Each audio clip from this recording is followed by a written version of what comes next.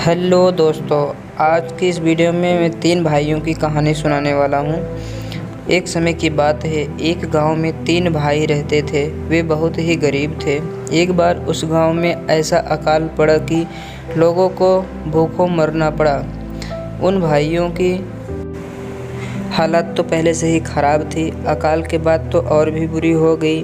बिना अन्न के जिंदा रहना मुश्किल हो गया।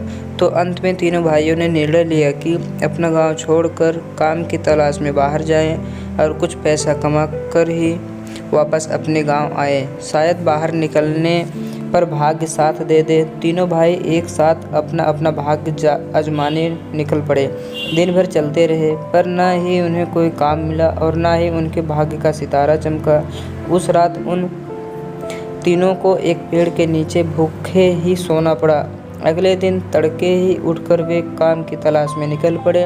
जब वे एक पहाड़ी से गुजर रहे थे, उन्हें सूरज की रोशनी में वह पहाड़ी चमकती हुई नजर आई। तीनों भाई जब पहाड़ी के नज़दीक पहुंचे तो उन्होंने देखा कि वह पहाड़ी तो चांदी की है। उनमें से सबसे बड़ा भाई बोला, मुझे अपनी चाहत की चीज़ मिल गई है।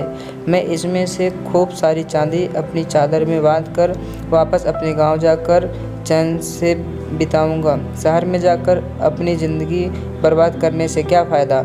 इतना कहकर उसने अपनी चादर खोली और जितनी चांदी वह ले जा सकता था उतनी चादर में भरकर वापस अपने गांव जाने के लिए तैयार हो गया। पर बाकी दोनों छोटे भाइयों ने वापस जाने से इनकार कर दिया, क्योंकि वे अपने बड़े भाई से बेहतर पाना चाहते थे। सो उन्होंने उस चांदी में से कुछ नहीं लिया और शहर जाने के लिए आगे बढ़ गए। दोनों भाई पानी पीकर जी रहे थे, क्योंकि खाने वाली कोई चीज़ खरीदने के लिए उनके पास पैसे नहीं थे। इसी तरह वे 2 दिन और अपने भाग्य की तलाश में चलते रहे। 2 दिन बाद जब वे एक जंगल में गुजर रहे थे तो उसे कुछ चमकती हुई चीज़ नज़र आई। जब उस चमकती चीज़ के पास जाकर दोनों ने देखा तो पाया कि वह सोने की पहाड़ी है। दूसरी भाई उस सोने की पहाड़ी के सामने खड़ा हो गया और अपने छोटे भाई से बोला, मुझे जिस चीज़ की इच्छा थी वह मुझे मिल गई। अब मुझे कहीं और नहीं जाना है। मैं इसी में से कुछ सोना लेकर अपने गांव वापस चला जाऊंगा और गांव में ही एक सुनार की दुकान खोलकर आराम और शांति की ज़िंदगी बिताऊंगा। इतना कहकर उसने भी अपनी फटी हुई चादर ज़मीन पर बिछाई और उसमें जितना सोना आया उतना उठाकर अपने गांव की ओर चल दिया। सबसे छोटा भाई बोला, चांदी और सोना इन दोनों में से मुझे कुछ नहीं चाहिए। मैं अभी और अपने भाग्य को आजमाना चाहता हूँ। शायद मुझे तुम दोनों से कुछ और बेहतर मिल जाए। इतना कहकर उसने अपने बड़े भाई से विदा ली और शहर की ओर चल पड़ा। चलते चलते उसे 3 दिन बीत गए तो वह एक घने जंगल में पहुंचा। जंगल इतना बड़ा और घना था कि उसे बाहर निकलने का रास्ता ही नहीं मिल रहा था। वह भूखा प्यासा उसी जंगल में भटकने लगा। उसने एक ऊंचे से पेड़ पर चढ़कर देखना चाहा कि इस जंगल से बाहर जाने का रास्ता कहाँ से है, पर उसे पेड़ों की ऊंची ऊंची चोटियों के अलावा कुछ और भी नहीं दिखाई दिया। भूख के कारण उसका बुरा हाल हो रहा था। पेड़ से नीचे उतरते हुए वह ईश्वर से प्रार्थना करने लगा कि काश यहाँ कुछ खाने को मिल जाए। बिना कुछ खाए पिए तो वह मर ही जाएगा। उसी समय उसे एक पेड़ के नीचे एक मैले से कपड़े पर कुछ खाने का सामान रखा हुआ दिखाई दिया। पहले तो उसे अपनी आंखों पर विश्वास नहीं हुआ, पर जब उसने नज़दीक जाकर देखा तो सचमुच ही खाने का सामान था। इस जंगल में खाने का इतना अच्छा सामान देखकर वह हैरान रह गया। वह इस खाने को भगवान की दया समझकर उस पर टूट पड़ा और थोड़ी ही देर में सब कुछ चट कर गया। भूख से इतना परेशान था कि उसने यह जानने की कोशिश नहीं की यह किसका खाना है और यहाँ पर कैसे आया। खाना खत्म करने पर उसने वह गंदा सा कपड़ा भी उठाकर अपनी जेब में रख लिया और आगे चल दिया। चलते चलते रात होने लगी। अब उसे फिर भूख सताने लगी।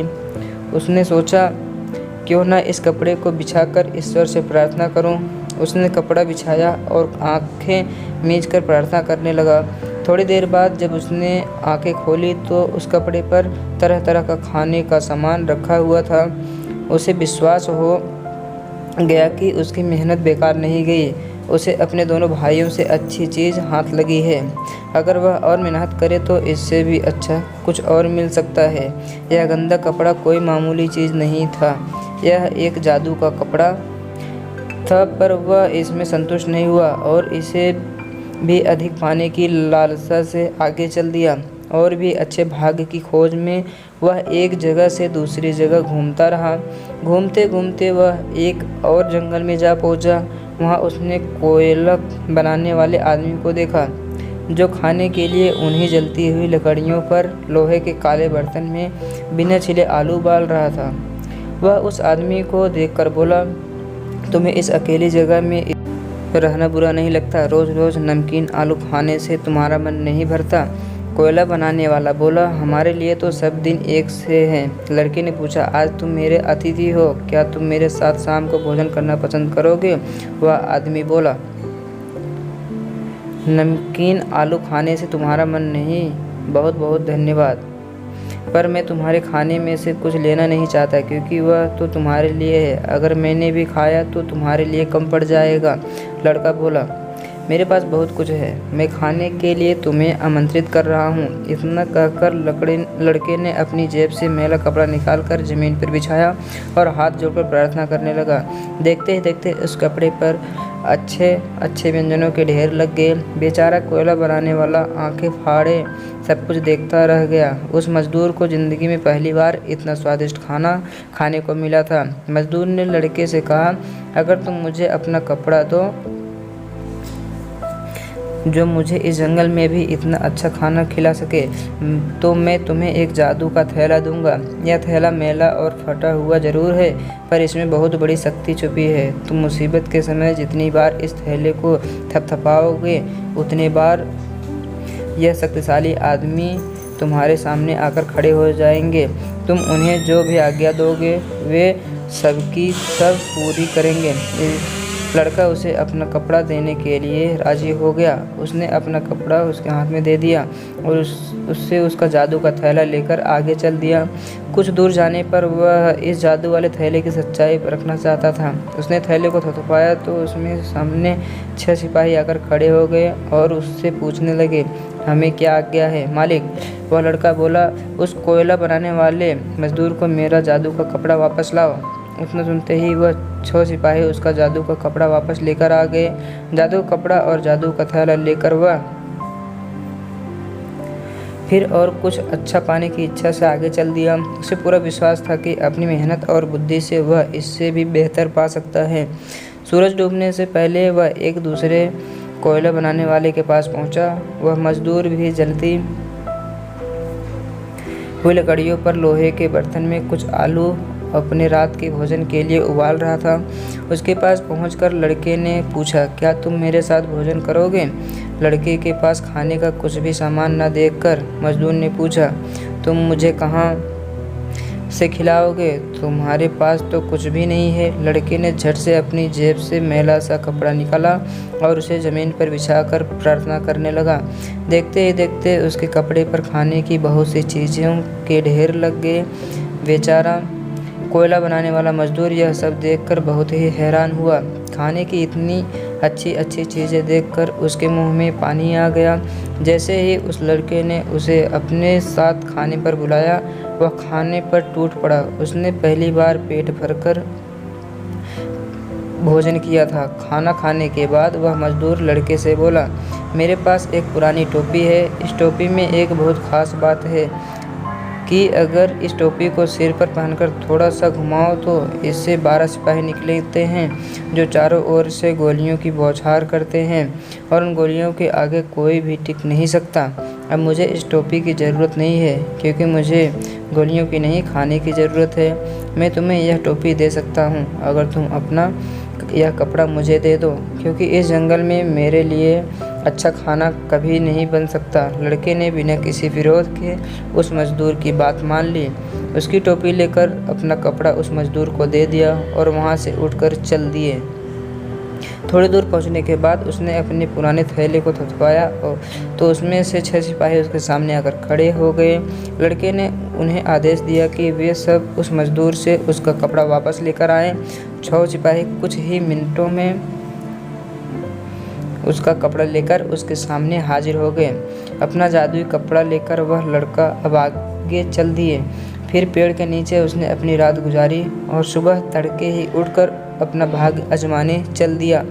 कुछ ही दूर चलने पर उसने कोयला बनाने वाला तीसरा मजदूर मिला, जो उन्हीं पहले वाले 2 मजदूरों की तरह अपने लिए आलू उबाल रहा था। उस मजदूर ने लड़के को अपने साथ बिना मसाले वाले उबले हुए आलू खाने के लिए आमंत्रित किया, तो लड़के ने उसे धन्यवाद दिया और खुद उसे खाना खाने के लिए आमंत्रित किया।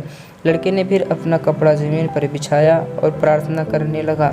थोड़ी देर में उस कपड़े पर खाने की बहुत सी चीज़ें आ गई। यह सब देखकर उस मजदूर को बहुत ही हैरानी हुई। मजदूर ने लड़के के साथ पेट भर भोजन किया और ऐसे बढ़िया तथा स्वादिष्ट भोजन के लिए लड़के को धन्यवाद दिया।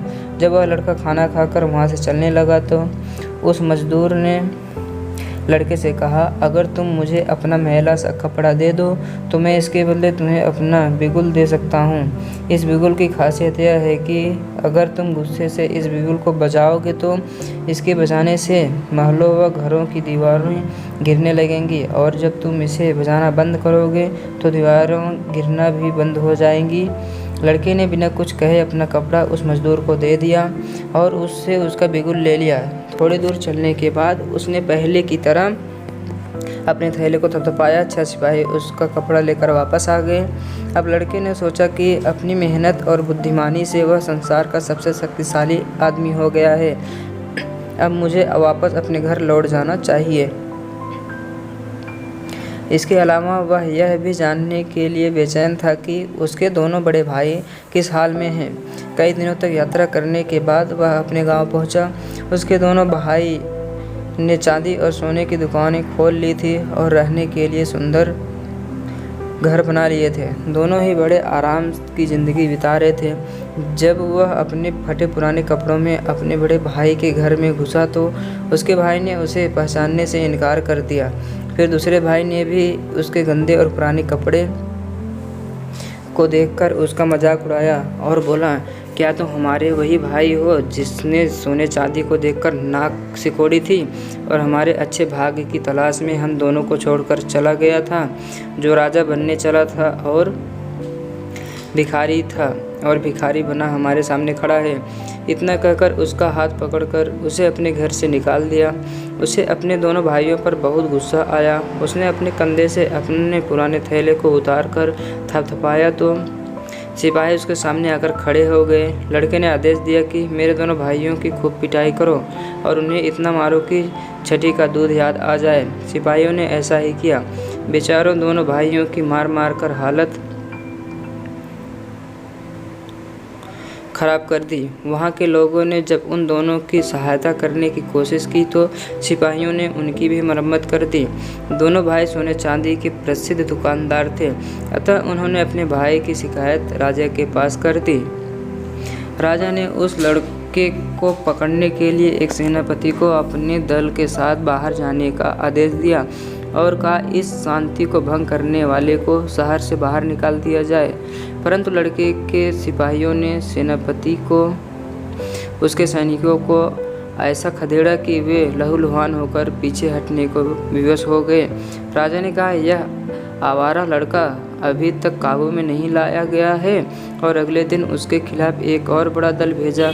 युवक ने उनके खिलाफ और भी अधिक पुरुषों को खड़ा कर दिया और जल्दी से उसने अपनी टोपी अपने सिर पर 2 बार घुमाई और भारी बंदूक बजने लगी। राजा के लोगों को पीटा गया और उन्हें भगा दिया गया। अब उसने कहा, मैं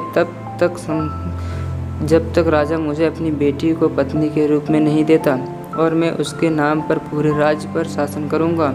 उसने राजा को इस बारे में बता दिया और राजा ने अपनी बेटी से कहा, आवश्यकता पड़ने पर सब कुछ करना पड़ता है। यदि मैं शांति चाहता हूँ और अपने सिर पर मुकुट बचाए रखना चाहता हूँ तो मुझे तुम्हें उसको देना ही पड़ेगा। शादी का जश्न मनाया गया, लेकिन राजा की बेटी इस बात से नाराज़ थी कि उसका पति एक आम आदमी है जिसने एक जर्जर टोपी पहनी रखी है और एक पुराना थैला रख रखा है। वह उसने छुटकारा पाने के लिए कुछ करना चाहती थी और रात दिन सोचा करती थी कि वह इसे कैसे पूरा कर सकती है। फिर उसने मन ही मन सोचा, क्या यह संभव है कि उसकी अद्भुत शक्तियाँ थैले में हों। और जब लड़के का मन कोमल हो गया तब उसने कहा, तू उस कुरूप थैले को अलग रख दे, वह तुझे इतना विकृत कर देता है कि मैं तुझ पर लज्जित होने से बच नहीं सकती। प्रिय, यह थैला मेरा सबसे बड़ा खजाना है। जब तक मेरे पास है तब तक पृथ्वी पर कोई शक्ति नहीं है जिससे मैं डरता हूँ। और उसने उसे वह अद्भुत गुण प्रकट किया जिसके साथ वह संपन्न था। फिर उसने अपने आप को उसकी बाहों में फेंक दिया जैसे कि वह उसे चूमने जा रही थी, लेकिन उसने चतुराई से उसके कंधों से थैला निकाल लिया और उसे लेकर भाग गई। जैसे ही वह अकेली थी उसने उसे थपथपाए और योद्धाओं को अपने पूर्व मालिक को पकड़ने और उसे शाही महल से बाहर निकालने का आदेश दिया। उन्होंने उसकी बात मानी और झूठी पत्नी ने उसके पीछे और भी पुरुष भेज दिए जो उसे आदेश से बहुत दूर भागने वाले थे। वह तबाह ही हो जाता अगर उसके पास टोपी नहीं होती। टोपी को 2 बार घुमाने से पहले उसने अपने हाथ मुश्किल से आज़ाद किए। तुरंत टोप गरजने लगी और सब कुछ नष्ट कर दिए और राजा की बेटी खुद आकर दया की भीख मांगने के लिए मजबूर हो गई।